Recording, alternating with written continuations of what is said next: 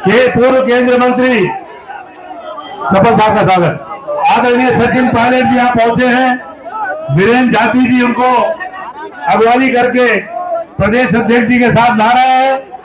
मैं हमारी महिला कांग्रेस की बहनें उर्मिला थापा जी, बहन ज्योति रौतेला के नेतृत्व में जो हमारा महिला कांग्रेस का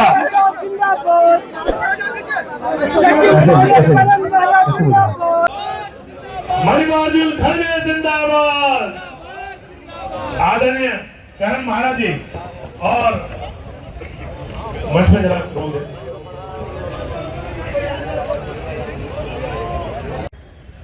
समूचे भारतवर्ष में कांग्रेस पार्टी ने जनता को जागरूक करने का अभियान छेड़ा है और जागरूक इसलिए करना चाहते हैं। देश का नागरिक नासमझ नहीं है, लेकिन ये बात बताना जरूरी है कि हमारे संविधान को, जिसको 70-75 सालों से अलग अलग सरकारों ने पोषित किया है, सरकारें कांग्रेस की हो गैर कांग्रेस की हो, इतिहास गवाह है हर सरकार ने संवैधानिक संस्थाओं को मजबूत करने का काम किया। अलग अलग विचारधारा है, नाना प्रकार के पॉलिटिकल पार्टियां हैं, दल बनते टूटते हैं, सरकारें आती चली जाती हैं, लेकिन जिन लोगों ने देश को आजादी दिलाई थी, हजारों लाखों ने लोगों ने शहादत दी थी, देश को आजाद कराकर जो संविधान का निर्माण किया था, उस संविधान की रक्षा हर व्यक्ति हर पार्टी हर दल ने करी है। दुर्भाग्यवश आज इस मौके पर जिन लोगों के हाथ में सत्ता पिछले 11 साल से है, उन लोगों ने सोच समझकर नीतिगत तरीके से संवैधानिक संस्थाओं को निरंतर खोखला करने का काम किया है। ऐसा नहीं है कि भाजपा के साथियों ने संविधान के पन्ने फाड़ दिए हो। संविधान के आगे वो भी शीश झुकाते हैं, संविधान पे आकर का कसम खाते हैं, लेकिन संविधान की जो भावना है, संविधान में लिखा है हर नागरिक बराबर है, कोई पक्षपात नहीं होगा, कोई भेदभाव नहीं होगा, हर मजहब, हर धर्म, हर जाति बिरादरी के व्यक्ति को बराबर का अधिकार है, कोई असुरक्षित महसूस नहीं करना चाहिए। संवैधानिक संस्थाओं का निर्माण इसलिए किया था ताकि चुनाव निष्पक्षता से हो। इस दुनिया में 200 मुल्क हैं, लगभग सब में लोकतंत्र है, हमारे आसपास के देशों में लोकतंत्र है, लेकिन कभी आपने सुना है कि दुनिया के लोग बोले कि पाकिस्तान का लोकतंत्र सबसे बढ़िया है?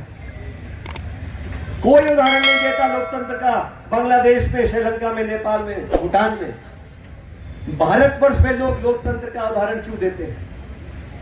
भारतवर्ष में लोकतंत्र का उदाहरण इसलिए देते हैं साथियों, वोट तो बाकी देशों में पड़ती है, वोट तो खाड़ी के देशों में पड़ती है, वोट तो सिंगापुर में पड़ती है, लेकिन मात्र वोट डाल देना यह लोकतंत्र नहीं है। लोकतंत्र वो है जहां हर व्यक्ति को अपनी बात बोलने की आजादी हो। लोकतंत्र वो है जहां चुनाव आयोग निष्पक्ष हो।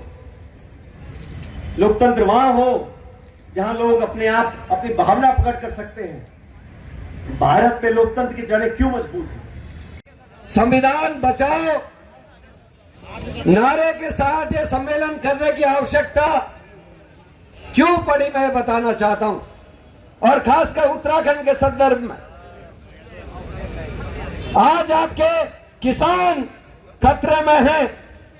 अंकिता भंडारी से जो बात शुरू हुई थी, हरिद्वार के हमारी 14 साल की बच्ची का बलात्कार और उसकी हत्या,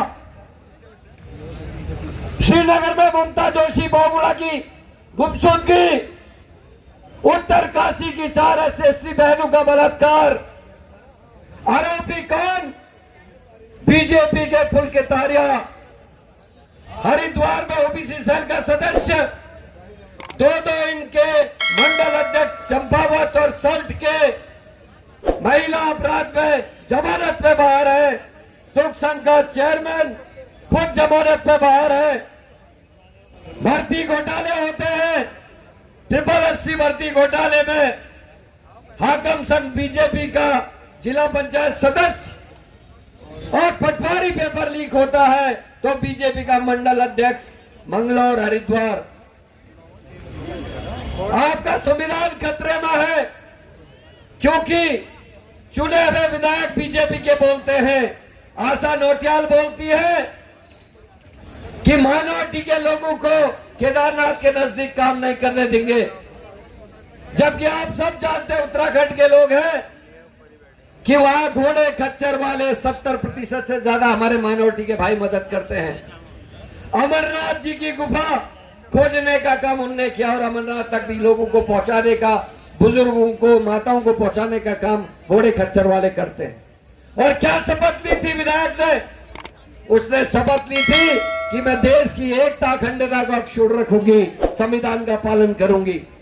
लेकिन इनकी राजनीति केवल और केवल नफरत फैलाने की राजनीति है।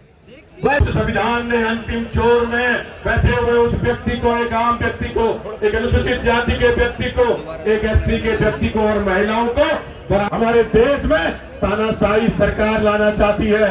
और आदरणीय मल्लिकार्जुन खड़गे जी और राहुल गांधी जी के नेतृत्व में पूरे देश में आज कांग्रेस के देश एकत्रित है, तो इस हिंदुस्तान की खूबसूरती इस देश के संविधान से है।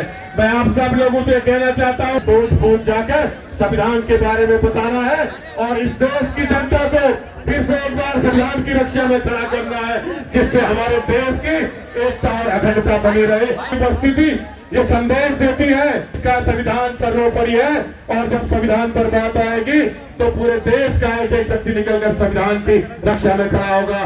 धन्यवाद। बहुत धन्यवाद। मैं आदरणीय विधायक आदेश साथियों के साथ पहुंचे हैं, बहुत बहुत धन्यवाद।